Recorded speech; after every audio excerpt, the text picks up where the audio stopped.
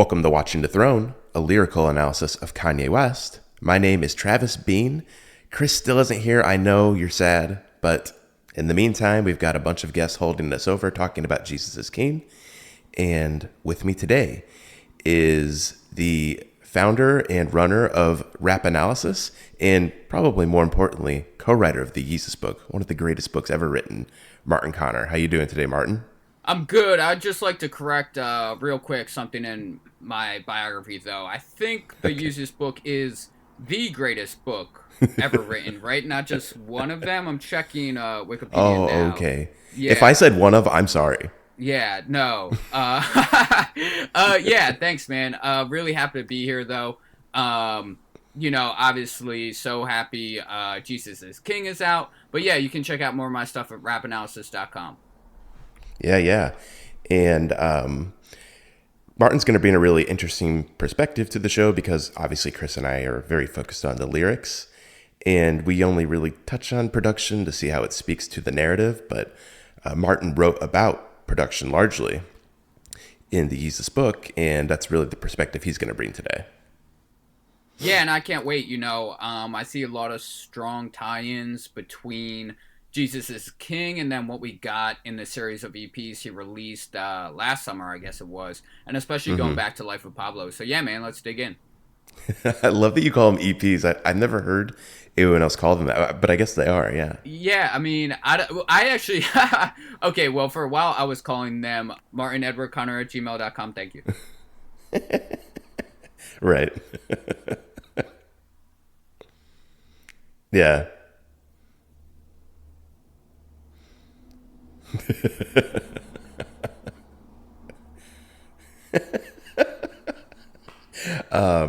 So before we jump into this album, I kind of want to overview the past year and a half or so, because any Kanye fan's journey is interesting because you're always there with him through the ups and downs. And let's start with Ye. Were you a fan of Ye? What was it like for you when that album came out?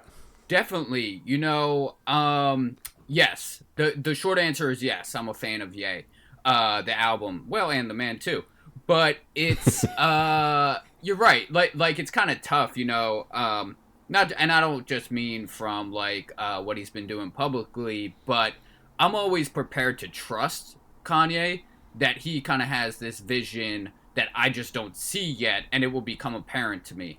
I mean, Life of Pablo grew on me like crazy. Listened the first month, 2 months, didn't really get it.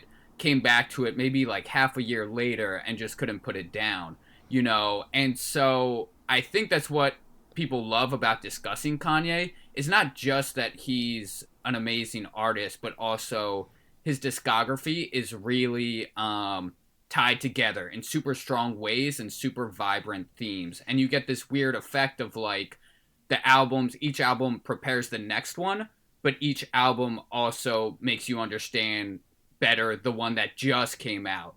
And so Jesus is King makes me understand Ye way better, what he was trying to do there and experiment with. But yeah, how about you? I know Chris absolutely loves Ye, right? Oh yeah, I mean, I love Ye. It's weird, and you're getting into something I think is interesting with Kanye when it comes to a first listen of an album.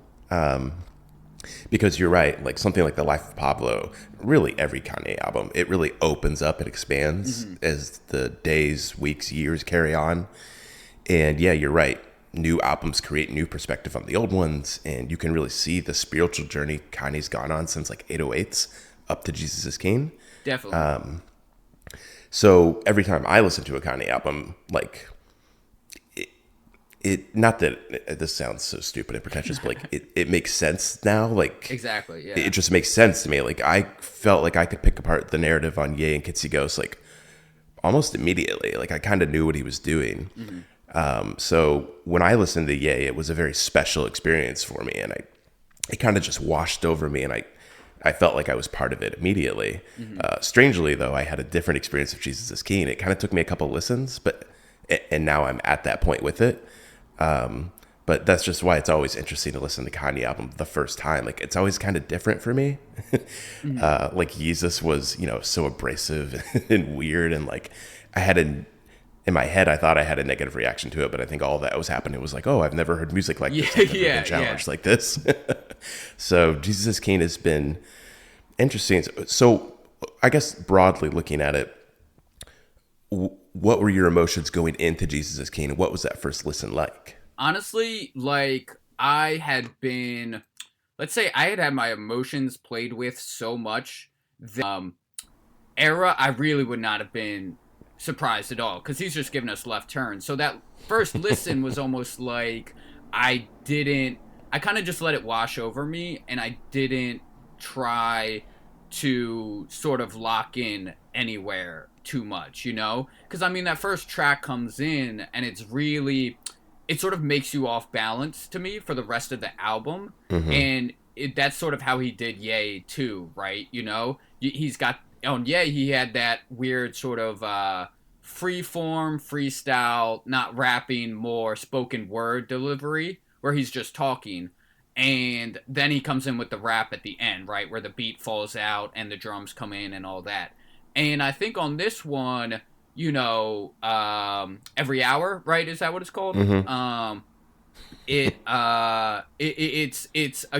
this really unbalanced, right? Because the tempo is obviously really quick, right? It's too quick. Let's just say it's too quick for a first song, Yeah, it really punches you in the face like immediately. Exactly. Yeah, and it comes from. What's interesting though is that the Sunday service choir on it is not actually singing that quick. He recorded them at a slower tempo and then sped it up. And so it gives this weird kind of pitchy, almost auto-tune feel to it because the computer had to digitize it and speeding it up, right? Wow, but at the same time, there's no rap on it. You've got that hyper quick piano just plucking out sharp chords all over up and down. And obviously it forms a nice bookend at the end with Jesus is King, where that one's more drawn out, symphonic, brass that sounds straight from All of the Lights, super clear, super shiny, just really brassy, full effect. And then after that it was sort of like all bets are off, right? So how about you? For Every Hour? Yeah. I mean, I think I saw on your Twitter that was one of your favorite songs. Yeah. That must have been Chris, because Chris is running the Twitter feed. Yeah, he's not here though, so F him. He's off on his honeymoon with his lovely wife. God, idiot. Oh man, I feel like a dick now. I mean, Every Hour. Actually, I think I talked about this on my first reaction episode. I kind of had an aversion to it. Like immediately. The first listen overall was kind of weird for me because I always come at Kanye with a very like kind of scholarly mindset. Like, I puff up my chest and I'm like, all right, like bring it on, Kanye. What do you got? Like, I know what you're doing in this album. And the transition from Every Hour to Salah threw me off so much. I think you're speaking to already why it probably did, because that transition from like a sped up, open, airy choir to like weird music I didn't expect from this album was like strange for me. So it really threw me off my rhythm. And that was kind of the whole album actually for me. I felt like I was playing catch up and I was like, is this album like coalesced? Is it whole? I couldn't piece it together like I could with something like Ye immediately. Now I feel like I can, but Every Hour, I kind of had that reaction to it. Yeah, and I guess like, it's funny for me because unlike you, I did not get Ye immediately. That album, but this one, it was like I was ready for it, right? So you're talking about the sounds on Sella, and like for me, that choir is a cut and paste of the choir that ended Ultralight Beam, right? This gigantic, not shrieking, but almost shrill in a good way.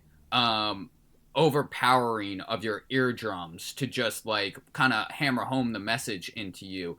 And so all of these things I felt like had been really well prepared, because I'm starting to sort of rearrange my understanding of his discography, because I think for a long time there was pre-808s and post-808s, right?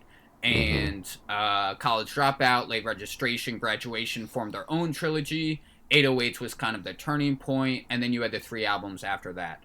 I guess would that be My Beautiful Dark, Yeezus, and Life of Pablo, I think. And now I feel like we're sort of getting a new trilogy of post Life of Pablo stuff, where it's Life of Right. Pablo, Ye, and now Jesus is King. I think the other MPs he did with Nas and Push and Teyana Taylor he sort of moderated his own artistic stuff on them, so I'm leaving those out for now.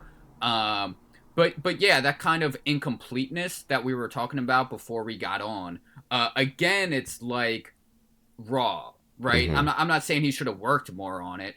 I'm not one of those people who's saying he's got yes men around him or that he's not working on the beats as much anymore. This is exactly what he wanted you to hear. And I think as like a Kanye fan, you kind of owe him to meet him where he is and just be like, okay, well, it's not Through the Wire anymore, but what am I digging in this? So that's kind of how I was treating it on first and second listens. Yeah. So what do you think of Salah? I love it. I texted you about my favorite song yesterday, which I'll keep as a very special secret for the end of the episode now. But no, it's great, and it's really the first track on the song. Well, listening to it anyway, where I realized that, and I'd love to know what you have to say about this from a lyrical perspective, but it's like this whole album, and Salah made me realize it. Kanye's comments about God, divinity, Christianity, Jesus, they become almost more like evangelizing now, where he really is like proselytizing, almost like a missionary for the religion or his view of religion and God. And instead of having just references to God, like, I am a God, even though I'm a man of God, or how he talks about having a Bible on the nightstand, now it becomes more direct, like he's the preacher, right? Like, you need to believe in God and it will help you because of this. I mean, I think he's got 4 or 5 different direct Bible quotes in here, right? From Mark, Luke, and John. So I'm just waiting on one from Matthew. But yeah, I would love to know how you kind of saw that more direct, not more Christian, but like more missionary like stance throughout the album, because that was just something I definitely picked up on. Yeah, I think lyrically, and I guess kind of just looking at Kanye's career as a whole and what his narrative journey's been over the course of his discography. I wrote about this on Forbes, actually. To me, it's been kind of since the College Dropout, it's been kind of a 15-year journey of spiritual rebirth, because on the College Dropout, the first 3 songs find him in kind of a low place, an oppressed place with the Black community and alongside the Black community. And then he has Jesus Walks and Never Let Me Down, where, Jesus Walks, he's channeling Jesus, and on Never Let Me Down, God speaks through Jay Ivy. And it's kind of a turning point in the album where Kanye finds the inspiration to go out and take on his career. And I feel like his career has just been kind of, he's kind of gotten away from that mentality, right? He's given into his vices. He lost his mom. He interrupted Taylor Swift and was outcast by society. Like, he's been in a weird up and down journey since then. And to me, Ye and Kids See Ghosts were this like final turning point where he was finally ready to ask God to ask for help. Cuddy montage ends with him saying, "Lord, shine your light on me, save me, please." And that's what I love about Kids See Ghosts. It's not an album of someone who has recovered and is living like a great new life. It's somebody who's asking for help and ready to take the step forward. That's, to me, what Reborn's all about. So that's the transition. The Jesus is King. Kanye has been spiritually reborn. He is finally one with God, and he's finally ready to speak to God and thus speak to the world, the word of God. And I think the front half of the album is Kanye like finding his footing with that. Like you said, he's just Ghost, or first half of Jesus is King. Jesus is King. Oh, okay. Yeah, like you're saying, like he's quoting the Bible a lot. He's speaking to God. He's to me, it reminds me of the Zane Lowe interview. Like, he is figuring everything out now. You know, he's new. He's just been reborn. He's finding his footing with everything in true Kanye fashion. He just does that out loud. He's not afraid to like say crazy things because he's always just like working through stuff in his head to see how it feel. Yeah. Yeah. So yeah, I guess lyrically, that's what I'm hearing on the first like 5 or 6 songs of the album, and especially this one. I just yeah, we'll get into it more as we keep going, but yeah, that's generally what I'm getting. Yeah, definitely. And I think that sort of like you said, like it prepares us for the rest of the songs to kind of see what comes on. Because what's the next one? Hands On, right? Yeah. So like again, another musical theme I've detected a lot in like the post Life of Pablo trilogy, I'm just gonna call it from now on. It's this his beats, like let me be more specific.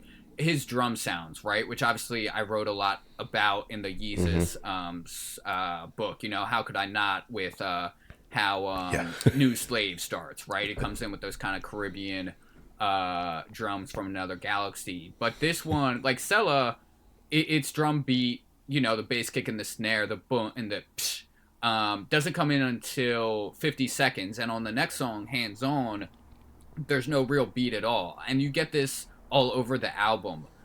Beats either don't come in at all or they come in super late. So like Use This Gospel, it comes in after the Kenny G saxophone solo, right? It doesn't come until 3 minutes in. Closed on Sunday doesn't have a beat. Jesus is King obviously doesn't have drum sounds on it. So yeah, that's what I was digging about Hands On. This sort of you know, I think, right, there's almost like a tension here on the album between gospel music and rap music. Do you mean Follow God? Oh, is that the next one? Oh yeah, my bad. Oh shit, yeah, my bad. So yeah, no, Follow God then. But okay, my bad. I was mixing them up. Yeah, because Follow God is that one with like the really noisy sample, right? And it's like, yeah, and it's got the guitar flick. But yeah, so that one I thought was really connected to some stuff from Daytona and Kids See Ghost, particularly like Fourth Dimension, you know, which has the sample about Santa Claus, like when's he gonna come? And in both of them, he leaves the sample really just almost like unreconciled to the rest of the song. Like he doesn't try to make it fit in, you know, either through mixing or chopping it up a lot, right? Like Through the Wire, that Shaka Khan sample is highly produced. It's pitched up, it's slowed down, all this kind of stuff. And he really stopped doing that in the Yeezus and After. I mean, Blood on the Leaves, Nina Simone's sample, is hardly touched at all. And so, yeah, that's what I was digging about Follow God, is he sort of, God, they're almost like collaborations with the sampled artists at this point, you know? They're not samples. So, and then Santeria from Daytona is like that too, with the super long Spanish it might be an interpolation. But yeah, this one might be my second favorite on the album. So how about you? Yeah, Follow God had me dancing around my apartment. Yeah. I was just like bopping my head like shit, like Kanye hasn't done this in a while. Yeah. No, Go ahead. No, it was a good one. And like again, I think I don't know. I mean, I guess like I've probably got at least 10 listens of it down by now, you know, and I'm starting to get more of a picture of the whole of the album as a whole. And like just taking it all as one, you know, I think it's easy to make the leap of where you sort of think of them less as separate songs and more as one album, because the transitions within each song are so sudden, right? Like the cut to the Kenny G solo and then the cut back into the beat on Use This Gospel.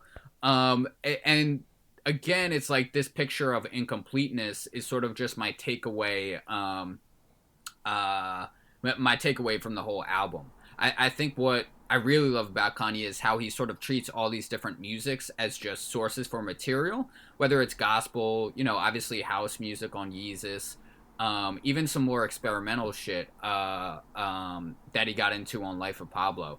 And I think like Follow God is sort of the most complete put together outpost besides Use This Gospel, Hmm. where like all the parts are there, right? Like the Yeah. verse is there, the chorus is there, there's no crazy instrumental solo. um and so that's sort of like the marker of like Kanye giving you something just so he can then go and do something even crazier the next time. The next time, you know. Yeah. Okay, how about Closed on Sunday? Right. Okay. Someone's gonna have to break this down for me, man. Because okay, what's the line? You closed on Sunday, you're my Chick-fil-A. Yeah, it's Okay. it's Okay. poetic. Well, yeah. This is I was thinking about it, and it was weird because this is like a classic, rap form, right? Like one bar is the setup, the next bar is the punchline, right? But this is a weird instance where I understand the punchline. Chick-fil-A's are closed on Sunday, but I do not understand the setup. So, Travis, can you enlighten me here? Like, who is he saying is closed on Sunday? And closed in terms of what? Like, is it his girlfriend and she's like focused on going to church? Is he talking to God and God's like, you got to figure this one out for your on your own? Like, what is break Yeah. this break this down for me? Yeah, I've actually been thinking about it a bit too, and I'm always a little cautious to get like too deep in the lyrics Mm-hmm. until Chris and I have had like a 3 hour discussion before we record. Mm-hmm. It kind of reminds me of what he was talking about in the Zane Lowe interview, and how, again, he's finding his footing with his faith and how he's leading his life now. And, he doesn't want to curse and watch porn and all this Mm-hmm. crap. And so when he records the album, he doesn't want people smoking in the studio, and he doesn't want people having premarital sex. And you can see him like finding his footing with like there's this balance you have between you living your life the way you want, and Mm-hmm. being accepting of the people around you, and not letting it affect you, and putting you in a bad place or leading you down a different path. And I think the song is probably getting at what it's like for him to be going through that with his wife, who, Kanye Mm-hmm. talks about how social media is evil pretty much, and people are addicted to it, and it leads to bad things. And his wife is the queen of social media. Hold the selfies, put your gram away. I think the song, Uh, I don't know if You're My Chick-fil-A is talking about Kim. I think it's probably more complicated than that. That's the thing with a Kanye lyric, is like there's always like 15 meanings to it. mhm. So I think it's something we'll just have to figure out. Chris and I do the episode and find the album on narrative, but yeah, I think generally it's just dealing with that whole situation. Okay, yeah. Because that one was really throwing me for a while. Yeah. So like you said, maybe I'm reading too much into it. But again, besides that, I think we do get a lot more. Uh, what am I trying to say? Like, mm, there are these songs that he's had, especially on Yay and a little bit on Daytona, but really on Jesus is King, where what the Jesus Chick-fil-A line that we're talking about is backed up by this like super, there are these kind of harmonies that he really hasn't had much of before, which is like that the song is in minor, right? And it kind of takes on like, whereas I don't know, you're closed on Sundays, you're my Chick-fil-A might be like pop off pun on School Spirit from College Dropout about how a girl won't sleep with him because he's Hmm. religious, or she's religious. Now, since it's backed up by these like chords that are super minor and really intimidating and threatening, which maybe Cole talked about a little bit last night, or in a coming dissect season that will also be awesome, I'm sure. Um, no, now it kind of takes on, and he ends the song with that line, I think, too, right? And that's another instance of just like a weird unprepared transition, right? Even at the end of Hmm. Follow God, where he's telling the story of how his dad told him he's not Christ-like, and then he has a yell that is straight out of "I Am a God," right? I Yeah, mean, right. that's the yell at the end of "I Am a God." And again, he's like, he drops the Chick-fil-A line to end this song, but like he doesn't. The beat behind him isn't faded out at all. It's just cut really suddenly right before beat one of the next bars supposed to come in, and then it takes you into what's the next song? Hands On? On God. On God? Yeah. Oh, right. Okay, yeah, that's On God. Yeah. So, but no, again, like this was just one of those ones that like I'm still trying to parse it out a little bit. You know, at the end Yeah. of Yay, he had a whole bunch of songs like talking about his daughter. And I don't know, man. I started listening to Kanye College Dropout. So like for me to imagine this man with a daughter and now the main concerns in his life are like a wife and a daughter, like not that I ever thought of him as being like an unsympathetic or unparental person, but just like I don't know. It's sort of like a you got to get used to it a little bit, I guess. But I don't know, man. Aren't his kids like 5 or 6 by now? So I should really be caught up. Yeah, North was born around Yeezus, so Yeah, dude. When I saw her dancing in that clip from the Sunday service, I was like, shit, you're that old now. Like I'm still I don't know, man. I'm just waiting for like the kind of Will Smith, Jaden Smith collabo, just the two of us, dude. If Kanye and North do just the two of us, I'll retire. That's all I've ever wanted. that'd be incredible. Yeah. All right, let's move on to On God. Yeah. So this one, again, I thought was I don't know, like still trying to make a little more sense out of it. So how about you handle this one first? Because like this was sort of like for me the musical equivalent of that Jesus of that Chick-fil-A line. Let me play it really quick so I remember Yeah. how it goes. It'll be kind of loud. We did this on Cole's episode. Because Okay, yeah. I haven't memorized every song already. No, same, dude. Okay. I'm going off notes. I got my yellow pad in front of me, bro. But yeah, I'm just doing my best. Yeah, this one, to me, again, musically, I can't speak much to it. I dig every Kanye song musically. Lyrically, I guess the big thing is, I talked also, again, I'm just like repeating myself at this point, but I talked about it on my solo episode and how, like, to me, God is like this big metaphor, basically. It's like the ultimate metaphor because when you believe in God, you're really believing in yourself. You know, God is whatever you use to channel like the best part of yourself. So the power kind of gets from God is something I get from like movies or music. Like it's what takes me to this transcendent place. And I think that's largely what this song is. Like he's saying that's on God. He's like, when I ride, that's on God. And I think Kanye's just kind of showing like this is where all this is coming from. Like when you see me out there trying to inspire you and doing great things, like I did it through him. So I kind of dig this song and the flow of it, and Kanye really, that's the energy he's giving off. Like every time he says that's on God, and I kind of like how the song kind of feels like a build up, like slowly building up the entire time because of that. Yeah, and I think it builds up particularly to God is. Because one thing I think that's really interesting is Kanye's borrowing of gospel lyrical structures into rap, right? Mm-hmm. So like the On God tag, in gospel music and, religion, there's even Chance has lines like this. You just put it all in God's hands, right? Mm-hmm. Like you let him handle it. So you don't worry about what people are saying. You don't worry about whether people like your music. You don't worry about, even family stuff. Like to me, on God meant like God takes care of it. Mm-hmm. At the same time that Totally. like God is responsible for it. So I think it could be read in both ways. Yeah. But this kind of like chant, like, because on God is like a very rap formula, but at the same time it's like a gospel message. So I feel like he's got this gospel music like message of put it all in God's hands, but he says it in a really rap way, like on God. And I mentioned God is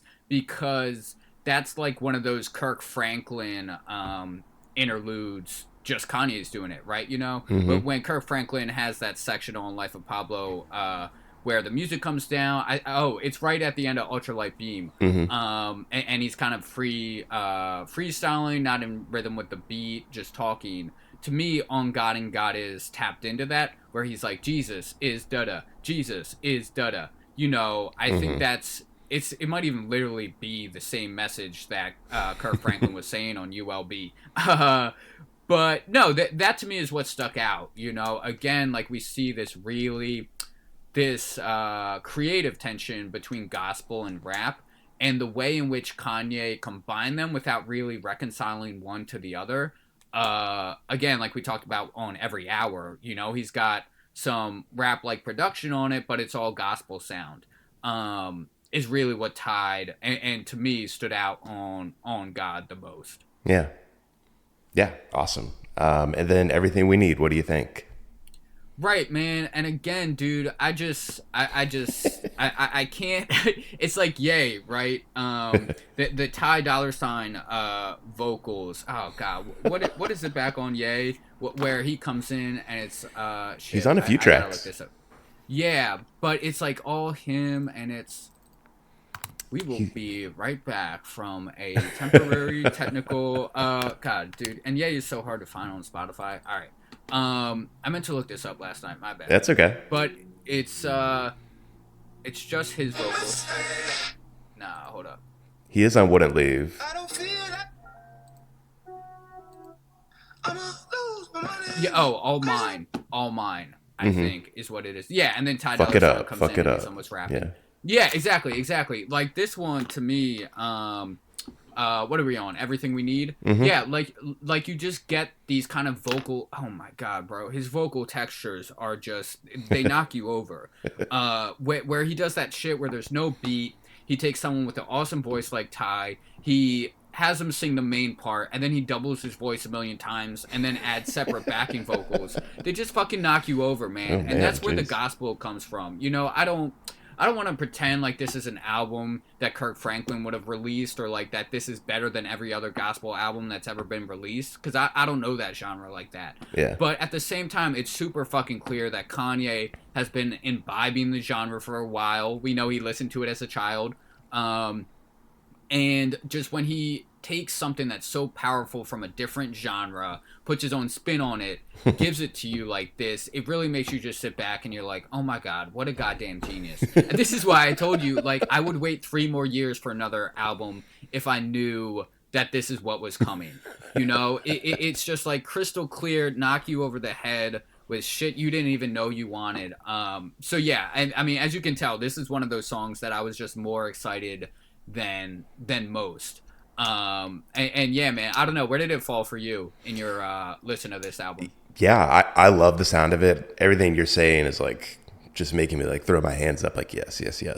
Yeah, exactly. I think my only like first impression of it, and this is gonna sound stupid, is like I wish it was longer. Yeah, It's less than 2 minutes long. I know. Well, and that's the thing with this one, because I was calling all his work with Nas, Push, Teyana Taylor, and Ye MPs, right? Middle plays, 7 songs long. But this one, yeah, it's 11 songs, but it's only 27 minutes. Yeah. And I think I really would have like understood Ye better if it was longer. And so I almost feel like Jesus is King is like a version of Ye that's more religious and longer. Yeah. And then it's like, but like you're saying, yeah, man, if this song was longer, that would also rock too. But I don't know, that's part of the formula, man. Make you listen to it again. But you know, I say that, and this has been part of my journey of listening to this album over the last 24 hours. And Cole talked about this in his episode too. You know, you want that runaway from a moment from Kanye. You know, you want a 9-minute epic where it's like it moves like 15 different ways, and you're like, holy shit, how did he do that? But at the same time, as I listen to Jesus is King, and you know, I'm listening to Everything We Need, and I'm like, man, I wish it was longer. And transitions to Water, and I'm like, man, I wish it was longer. But yeah, there's so much movement within these little songs, and there's so much movement from song to song that I don't know. I guess I kind of feel differently now. Like the album kind of washes over you in that way, and I don't need like a single song to be the landmark moment. Like to me, this album is so coalesced in together that, you know, the album listening experience itself is like listening to Runaway. And honestly, like, this is what I was saying about my first listen. I just let it wash over me. And if there was a landmark song, it would unbalance the whole album because it would dominate it and it would overdraw your attention and you wouldn't hear everything else. And this is, you know, like, imagine if you did have a runaway. Well, that shit would stream 1 billion and, like, no other song would have over 1 million or whatever.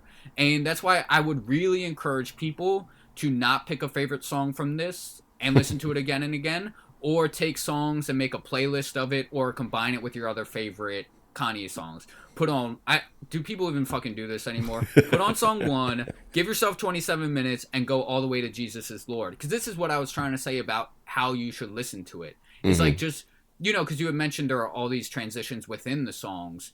And eventually, for me, I reached a point where if you're not reading the track listing or paying attention to what timestamp you're at on the clock, you really couldn't tell when a song changed and when it didn't, right? And I think that's the point you want to get to, because in this post Life of Pablo trilogy, I really think Kanye is not being anti-listener, but he's trying to challenge you by hinting at that runaway moment, but never giving it to you because he knows that's what you want, and forcing your attention into all these other little kind of nooks and crannies, you know what I mean? So even on what to me is my favorite song and the most put together, which again, I will not say at this point, it's like he breaks it up with a really big, hint, he breaks it up with a really big instrumental. And it's just like, it's this kind of challenge to you to, I mean, God, dude, this is why we wait for Kanye, bro. Because, yeah, dude, you know what? You could listen to Ariana Grande and, like, yeah, it would bang. And I don't know, dude, whatever fucking, like, Daytona. Daytona was awesome, right? But it's like you come to Kanye because he's pushing the boundaries. And 10 years from now, someone will grow up and say, Jesus is King was my fucking shit. And that person will be, like, the next Kanye West. You know? And so, like, yeah, man, it's cool when you release an album like College Dropout, which sort of summarizes everything that's happened up until now with the soul sound and rap and stuff like that. But then eventually, someone's got to define what's next, dude. And we've been lucky enough to have Kanye West doing that for us. Every single album.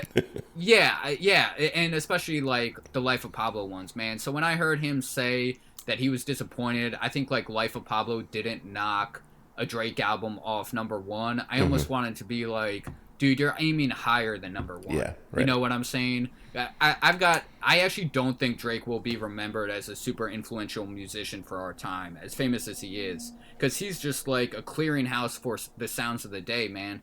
And Kanye, though, is on the other side and showing us what we're not doing yet. And so he's one of those artists, him and Young Thug, I really just feel lucky to be, and I'm taking my Stan hat off after this, but I feel lucky to be alive at the same time as this man. Like for real. That's where I'm landing on this. Yeah, man. I mean, Chris and I have this fucking podcast. We're right there in the same boat with you. Exactly, yeah. Okay. So, Water, what do you think? Yeah, so Water, again, I took some notes on this. I think... Hold on, is this the one I'm thinking of with, like, the vocal... Hold on, can I play the start real quick? Yeah, go for it. Yeah. Right, okay. Yeah, right. Yeah, I really like this one, man. Again, we're getting these kind of synth sounds. I was really identifying on... I think the synths, you know, like these kind of swelling major chords, a little brighter, a little happier. You know, I track them back to I Thought About Killing You a little bit without obviously the same lyrical content of it. And you do get this sort of church-like feel to me, right? On a lot of these songs, there's almost like a call and response between the gospel and Kanye. Maybe not literally where he goes and they go and then he goes, but there is this sort of interaction, I guess, between them. And you hear it here.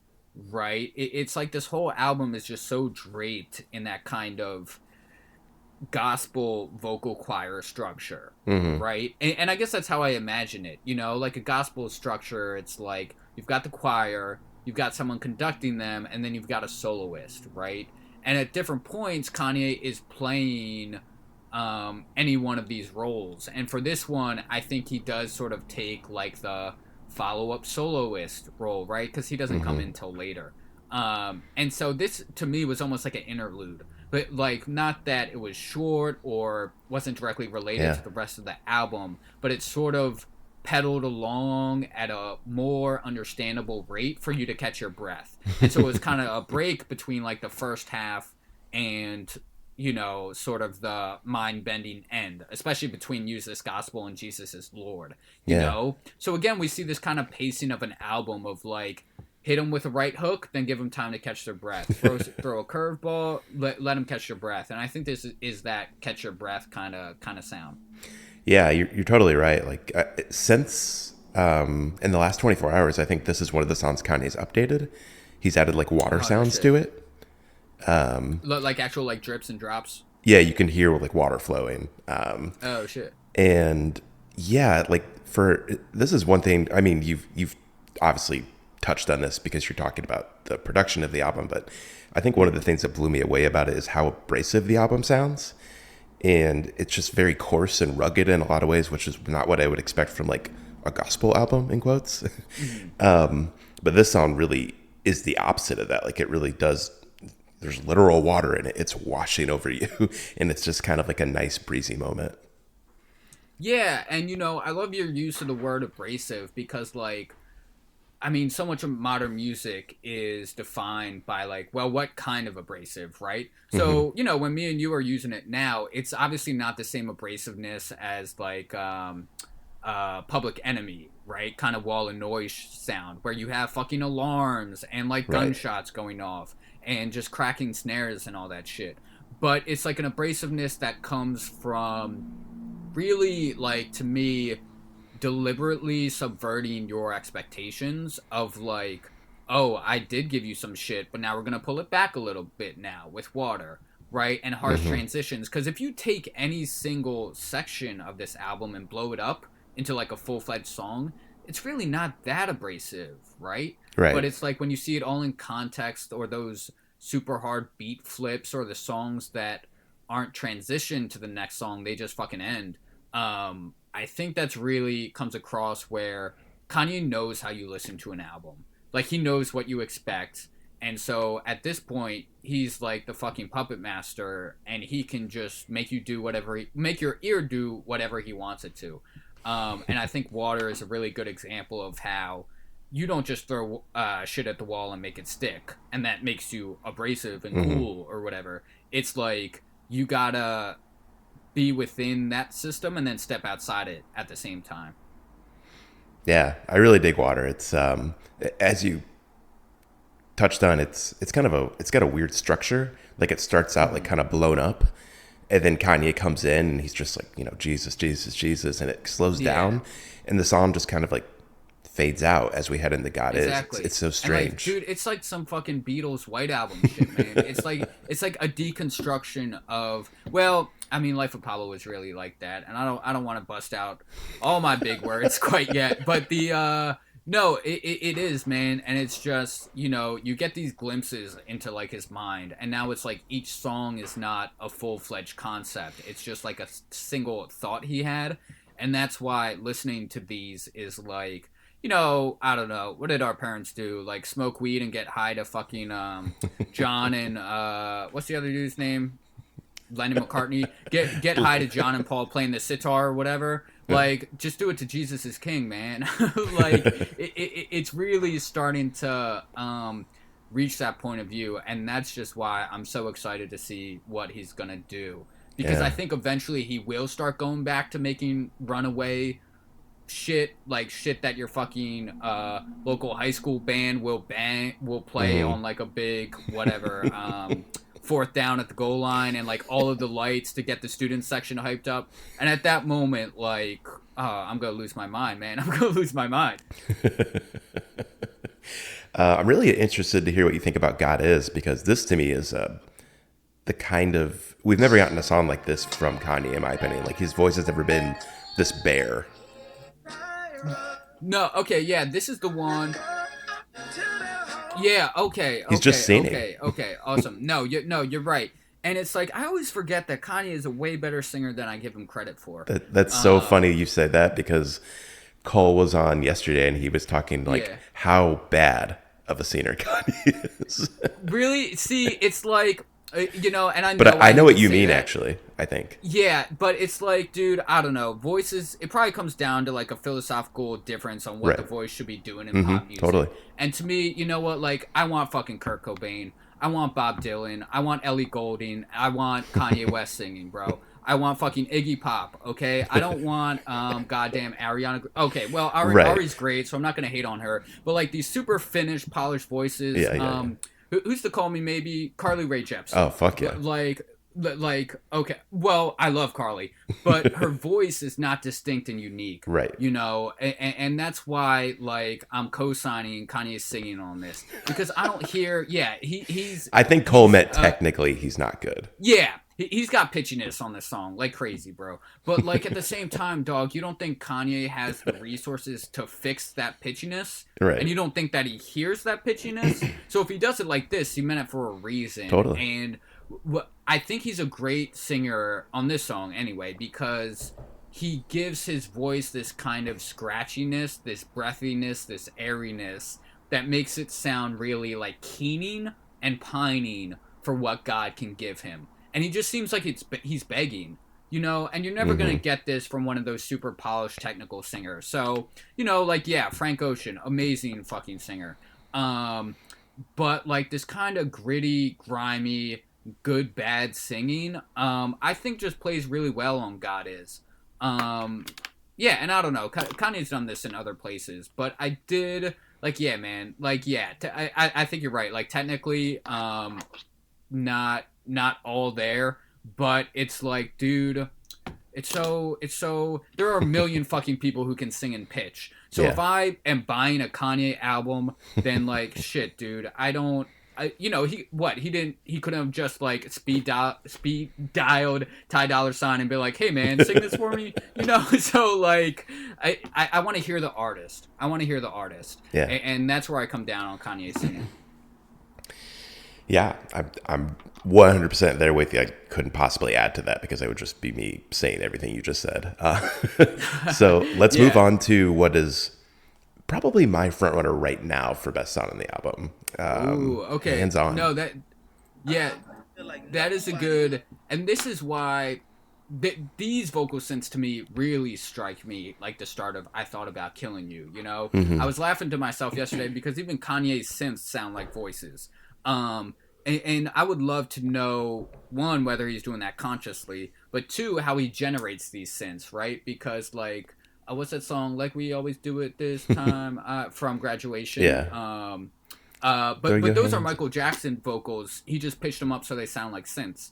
And I Thought About Killing You, they swell like a voice does. Like if you talk about how the volume of a voice changes over time, it sort of starts with a strong, a quick swell, and then trails off, and then ends really quickly. And if you compare it to a snare, like a snare is really loud and then it gets short quickly. And I'm thinking about this on this one because the synths swell like a voice. It's like, and then they kind of like fade out. And again, you just get this vocal. To me, there's no more powerful instrument than the voice, no matter how it's being used, because we all just have such a primal connection to it. I wouldn't be. This is some complete pseudoscience bullshit, but I'm sure, like, when your girlfriend talks to you, like, a different part of your brain fires neurons than, like, I don't know, if your teacher does or your mom does. So that's my pseudoscience bullshit guess of the day. But no, and again, like, I just keep coming back to this gospel feel, right? It's like, yeah, it was a choir singing those same pitches on Sella or Follow God, but now he brings it back with synths, which just goes back to so much of what you and me wrote about on Yeezus. And so, yeah, this is definitely up there, too. And again, one of the more traditionally structured songs, I thought. I forget whether or not there's, like, a real chorus on it. But, yeah, man, I was digging it. Probably behind my favorite song. Yeah, how about you?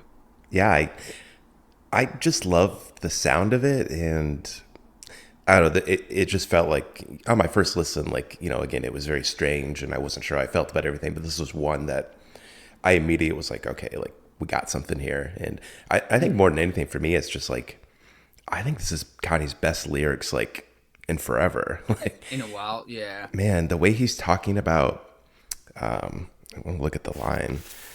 What have you been hearing from Christians? You'll be the first one to judge me. Make it feel like nobody loved me. Yeah. Make it feel like you're alone in the dark and was, you'll never see the light.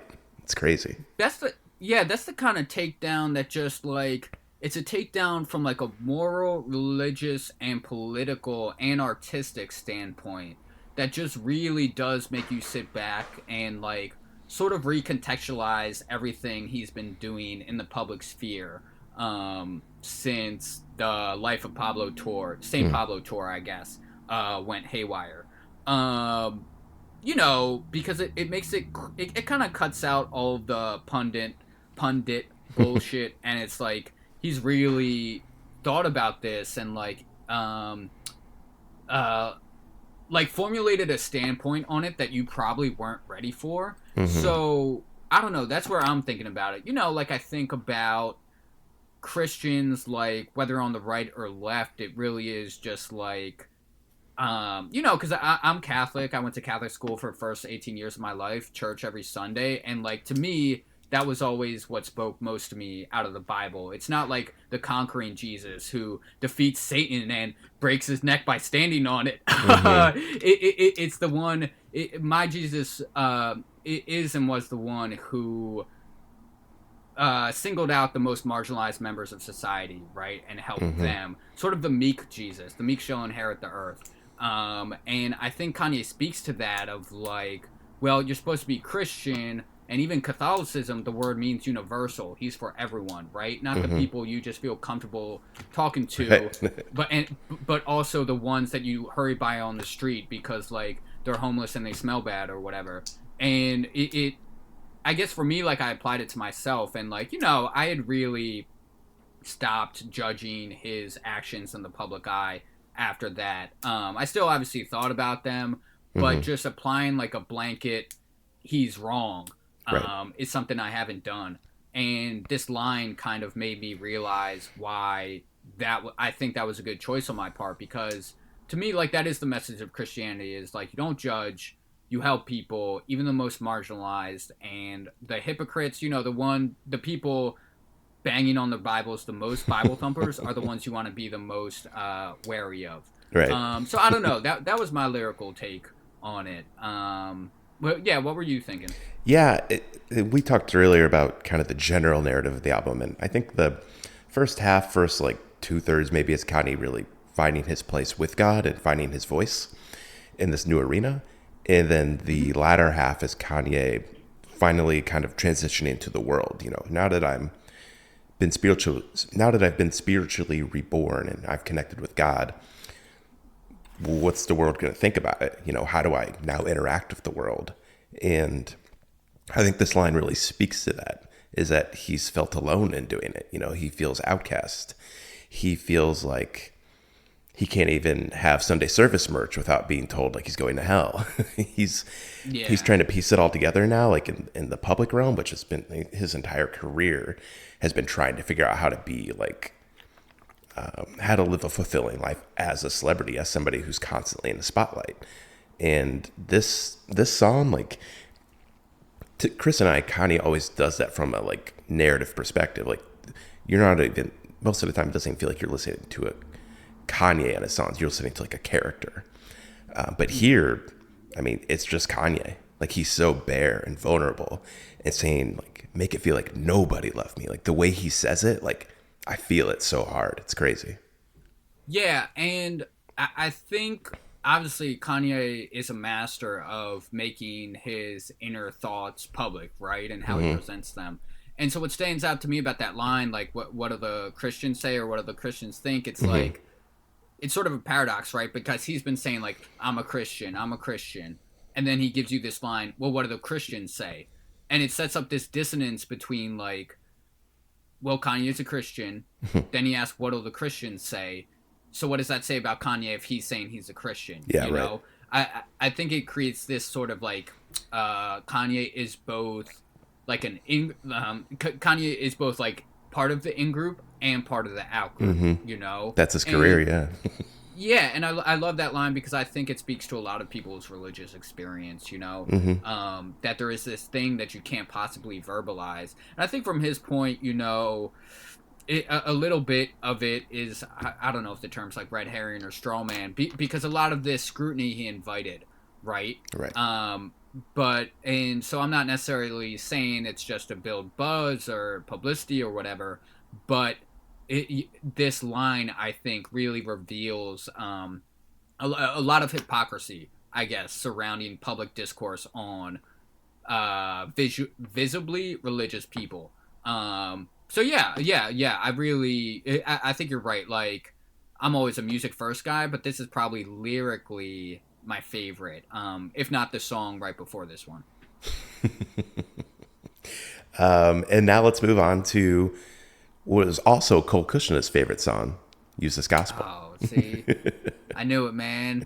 Peas in a pod. Yeah, no. I will, Travis, with your permission, I would love to talk about this song for the next hour. Yeah, go for it. I'm just gonna sit back and drink a martini. No, man, take a drink, hit the head, do whatever you need to do. No, yeah, really, bro. This was a first listen repeat kind of track for me. Like, I was at work yesterday with this on. I'm a software engineer. And just this song came on, bro. Push started hitting it, and I immediately went to Spotify, clicked the fucking circular green arrow button, and gave it at least like a dozen more. I just really think this is like, we were talking before about runaway moments. And I think this is the closest you get to it. Obviously, the Kenny G instrumental sort of undercuts that a little bit. But again, I think it's kind of Kanye winking at you.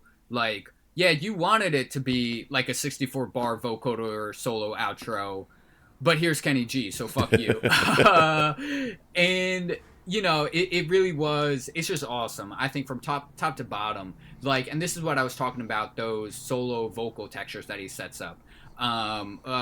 What's his melody? It's like, hold on, let me play it real quick. Yeah, dude. And you've got like this sort of drone in the background, and then he doubles his voice, and he puts a female choir behind it, and then he gets fucking Clips reunited, just so hard. And you were talking a lot about the mixing of the Clips voices, right? Push and his brother. And yeah, man, they sound super canned, super like they were in a shitty studio where they couldn't kill all the ambient noise or something. And obviously that's on purpose, but I think it just gives their deliveries this kind of fucking urgency of like, yo, you need to, I mean, listen to them, yo, they're yelling.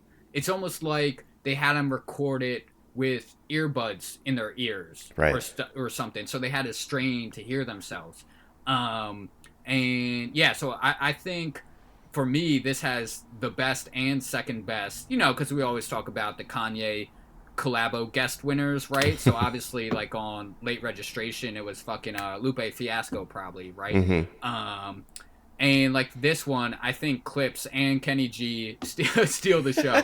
I'm definitely gonna be crawling his interviews to see how this cameo from Kenny came about. But yeah, man, I think Chris is gonna be talking to him. Oh, no shit, really? Maybe I wasn't supposed to say that, but it's been discussed. Hey, spoiler alert.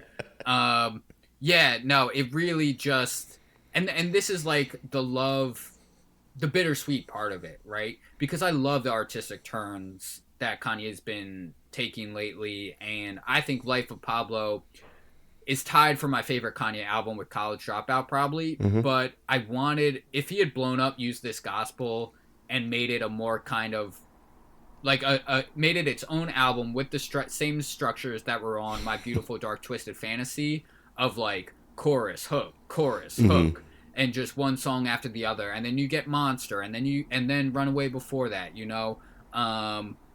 yeah, it really makes me wish for what would have been. But no, dude, and again, this is another example of the beat coming in really late, right? It doesn't come in until like I said, 3 minutes. But God, it fucking bangs, And this is what I was saying before, is that Kanye, he just treats all these different genres as source material, and like you get, so it's like, yeah, it's a rap song, but that sort of fragmenting of the beat, which he does so much on Life of Pablo, he does it like to the nth degree here, Mm-hmm. because it doesn't come in till so late, and then obviously he's gonna transition right away from it and into Jesus is Lord. So yeah, no, definitely my favorite though. I mean, even the solo is pretty fucking badass, man. I Oh yeah. really am getting TLOP vibes on this one, like Ultralight Beam, where you get that choir at the end, and Kanye really doesn't go for instrumental solos like this. Obviously, Right. there's the Runaway Vocoder, but the only comparable one I could think of was the organ solo that plays throughout the entire song on Late Registration, a bonus track.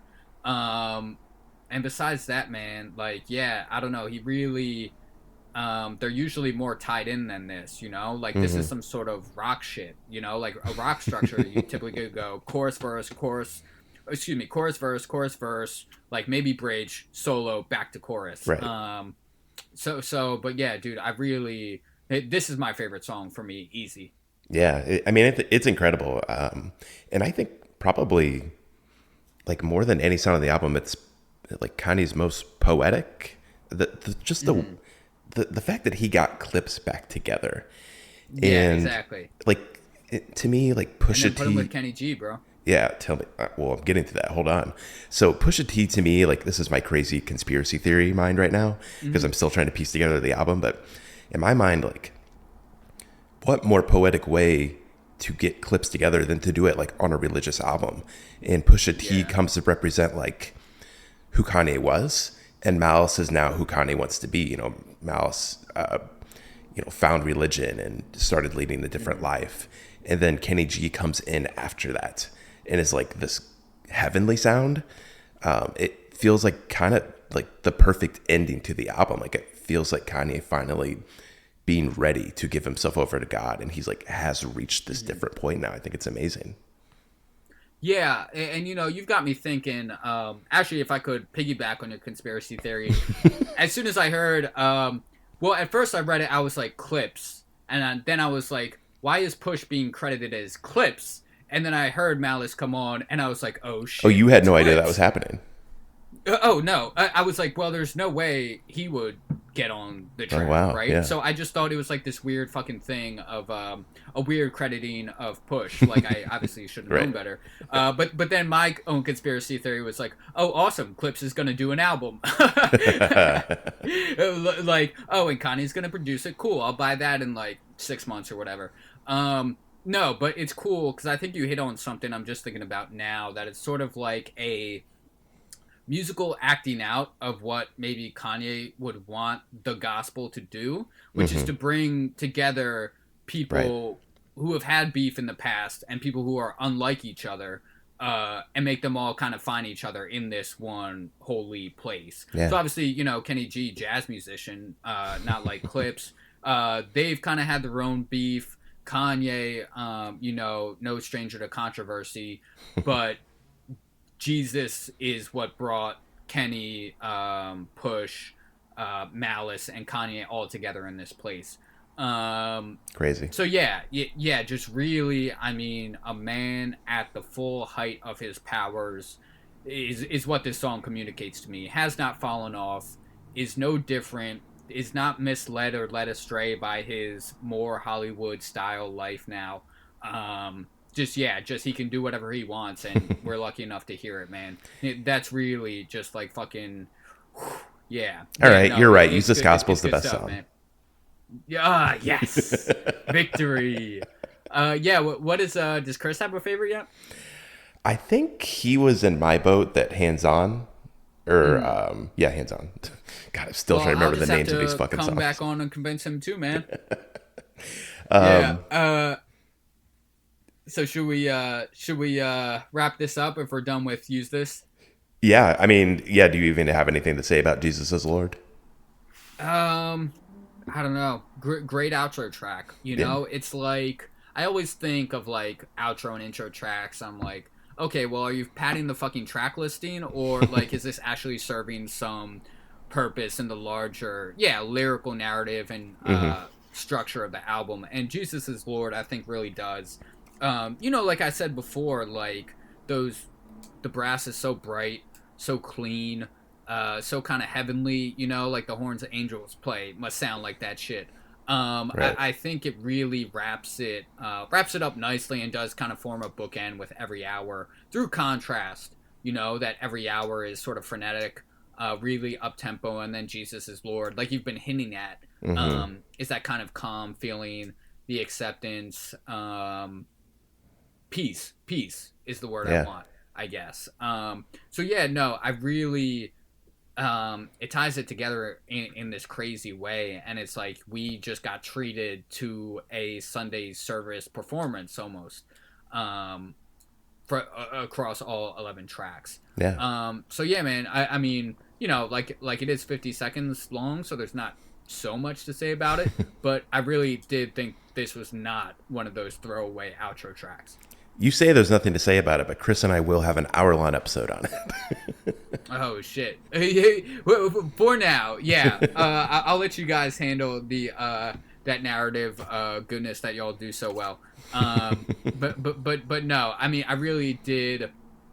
It was sort of like, what was the one we were talking about before? That sort of the moment of respite, water. Yeah, it's sort of like that's where he ends, Yeah, right. And again, this is why I would strongly encourage all of your listeners to listen to it front to back, one listen through, no repeats, no playlists, mixtapes, whatever. Because yeah, man, I don't know, you hit it, and then even God, I don't know, man. So I had the album on repeat, right? So Totally. it would go 1, 2, 3, 4, 5, 6, but then when it got to 11, it would go to 1.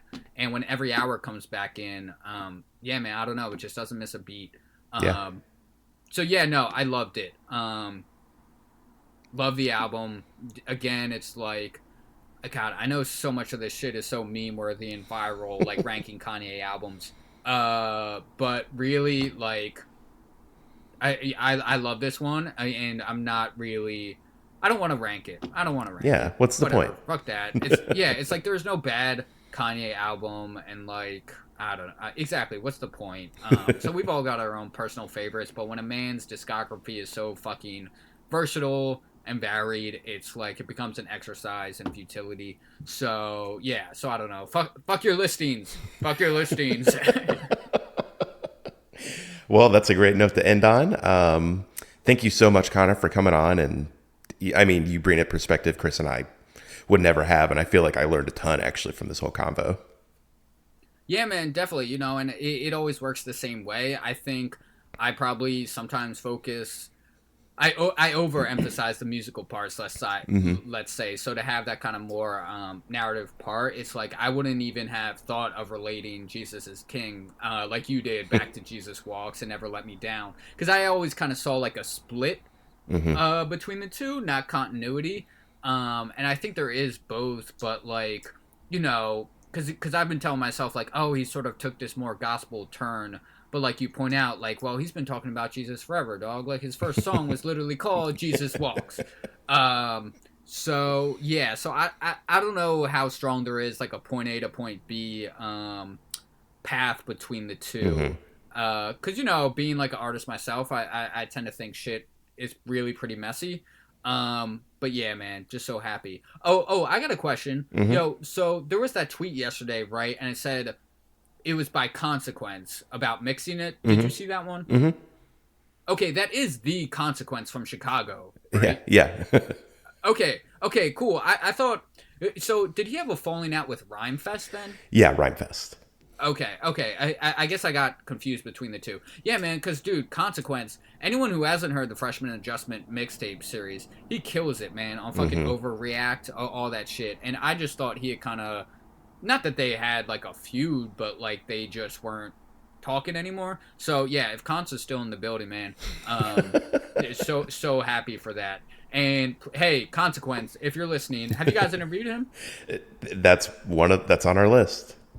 Oh no, exactly. Yeah, dude. Well, get him in the building because, like we're saying, dude, his mixing on "Use This Gospel." If he did the clips vocals, I mean, just a fucking genius to do it in such like a gritty way. Yeah, gritty way. But yeah, man, I look forward to the next Kanye album in 3 years again. So, or he said he's doing one on Christmas or something, right? Yeah, Jesus is Born. Oh God, it's such yeah, man. Well, there goes my Christmas. I'm not making the trip to I'm not making the trip to Minersville, Pennsylvania anymore. Sorry, Grandma. Yeah, I'll believe that album when I see it. Yeah. Oh, well, like all this stuff. Yeah. But whatever, man. Like I said, bro, it's like I'll wait. I don't give a fuck. Like I'm not. Whatever, man. It's lucky, dude. It's like you wake up on Christmas morning when an album comes out. So Yeah, it'll be a surprise. Yeah, exactly. Anything else you want to plug before we head out? Nah, man. Just check out my website, Martin Connor. I am Martin Connor. Rapanalysis.com. You can hit me. Yeah, I dropped my email before, martinedwardconnor@gmail. So if you want to email me and we can chop it up about how Jesus is king and shit, that'd be cool. But yeah, man, just and to you and Chris both, when he gets back from his lovely honeymoon, let him know. Just yeah, really happy to still be working with you guys after all these years. I'm really happy to see the kind of success you guys are getting now. Yeah, So yeah, let's do it again sometime, bro. Absolutely. And we'll close it out on what Cole said should be our new catchphrase. We're changing it from keep it wavy to keep it holy. Amen. Amen. Keep it holy.